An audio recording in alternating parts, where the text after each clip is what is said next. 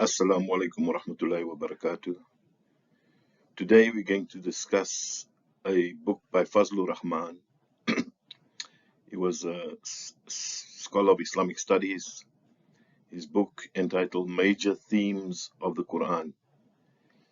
So Fazlur Rahman, prominent Islamic scholar, passed away in 1988, was known for his progressive and rational approach to interpreting the Qur'an.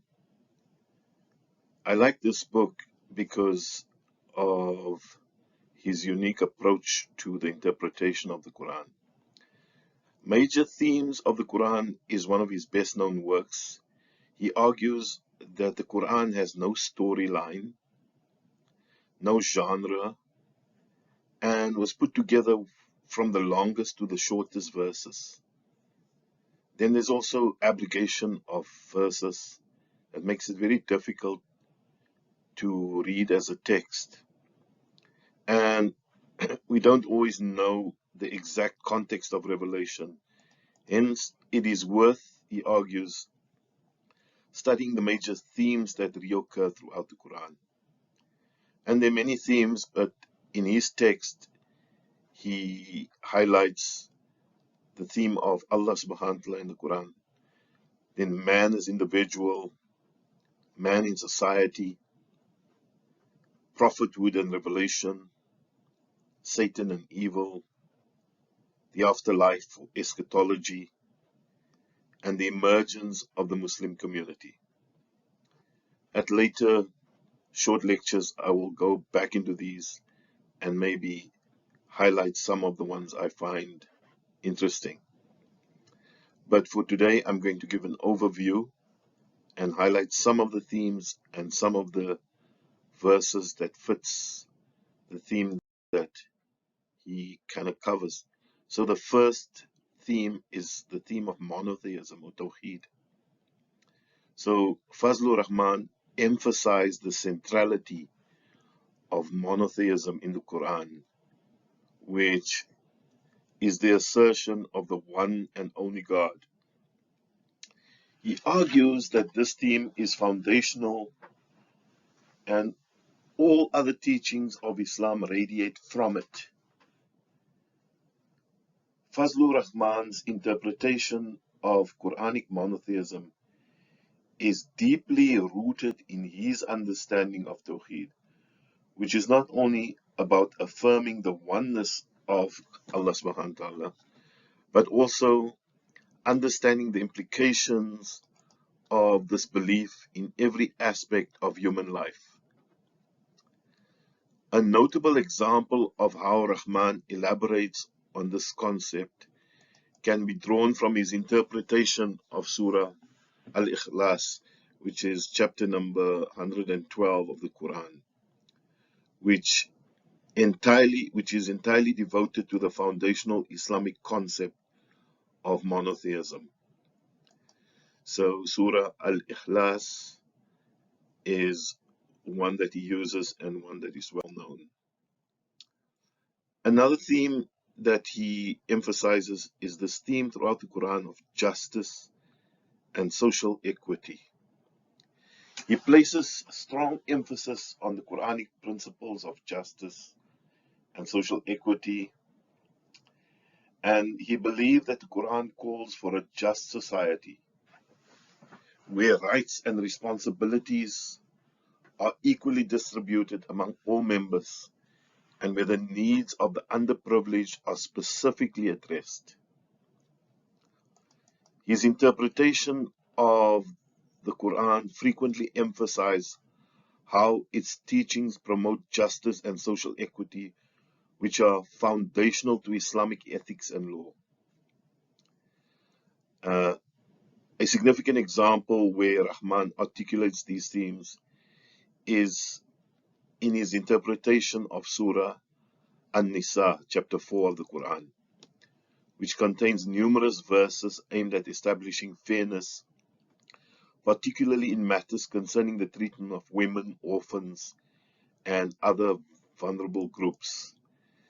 So in Surah An-Nisa, chapter 4, verse 1, it reads, O mankind, fear your Lord, who created you from one soul and created from it its mate and dispersed from both of them many men and women.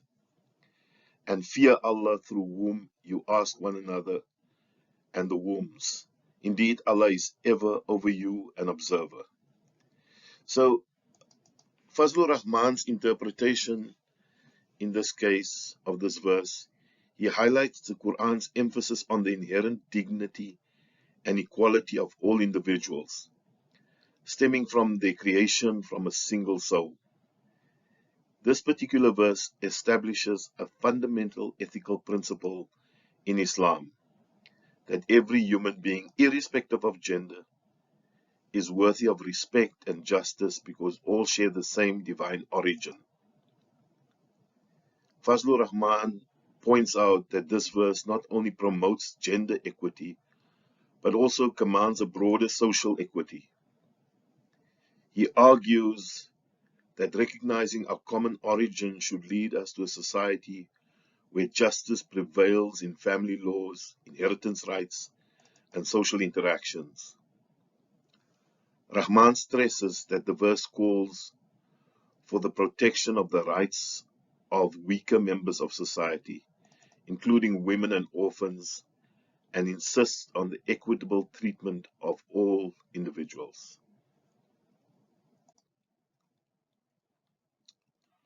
Another theme that permeates the Quran is the theme of ethical and moral conduct. A significant theme in Rahman's interpretation in the Quran focuses on ethical living and moral conduct. He believed that the Quran provides a guidance on how to lead a life that is righteous and beneficial to oneself and others. Rahman's approach to interpreting the Quran often highlighted the profound emphasis placed on ethical and moral conduct within the text, and an illustrative example of how Fazlur Rahman discusses this theme can be found in his interpretation of Surah Al-Isra, chapter 17 of the Quran, which includes a series of ethical injunctions aimed at guiding human behavior. So he takes a verse from Surah Al-Isra, chapter 17, verse 23 to 24, which reads, And your Lord has decreed that you not worship except Him, and to parents good treatment, whether one or both of them reach old age with you, say not to them so much as uff, ah, and do not repel them, but speak to them a noble word. And lower to them the wing of humility out of mercy, and say, My Lord, have mercy upon them, as they brought me up when I was small. Here, Rahman's interpretation of these verses illustrate how the Quran meticulously outlines the principles of ethical behavior, especially so in family dynamics. He argued that these verses do not simply dictate respectful treatment of parents as a duty, but rather they aim to foster an attitude of compassion, humility, and kindness within family relationships, reflecting broader ethical principles that should govern all social interactions. In his view, these verses highlight a crucial aspect of ethical conduct in Islam, the integration of respect, empathy, and care into everyday interactions, and especially so with those who are vulnerable or dependent, such as elderly parents. Fazlur Rahman emphasized that these ethical mandates are representative of the Quran's broader moral vision, which calls for a compassionate and considerate society. Another theme that permeates the Quran is knowledge and reason. Rahman was a proponent of using reason and intellect to understand the Quran. He argued that the Quran encourages the pursuit of knowledge and the use of reason, and that these tools should be applied to interpret and implement its teachings effectively in contemporary contexts. Another theme that he highlights is the theme of spiritual development.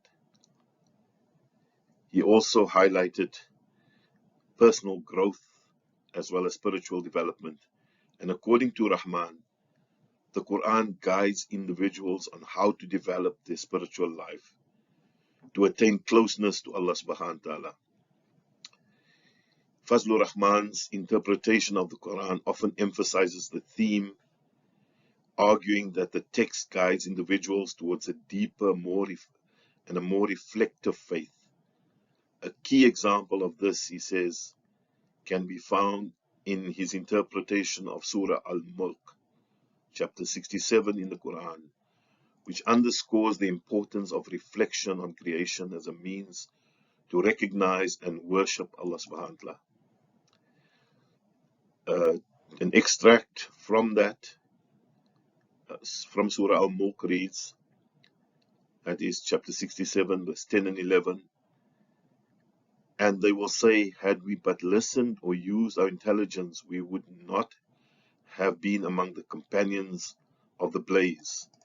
And they will confess their sin, so it is destined for the companions of the blaze.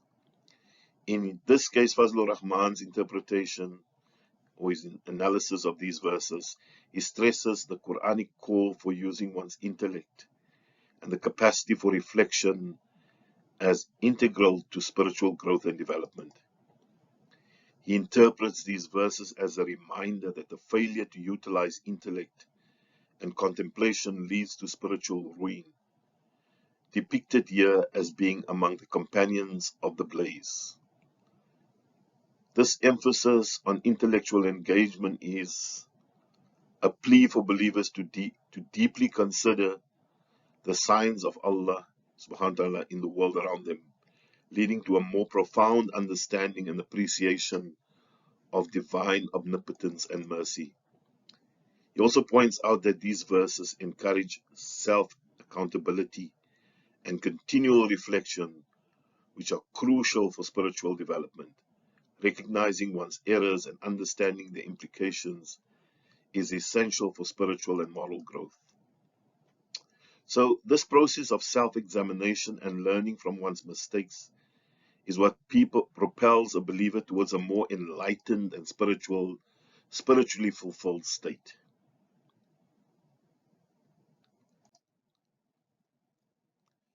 Another theme is the theme of balance and moderation. So Rahman advocated for balance and a moderate approach to religion, warning against extremism. He interpreted the Quran as promoting a middle path in all aspects of life, including religious practice, social interactions, and personal conduct. He frequently underscored the Quran's emphasis on balance and moderation in every aspect of life, a theme he deemed essential to understanding the holistic nature of Islamic teachings.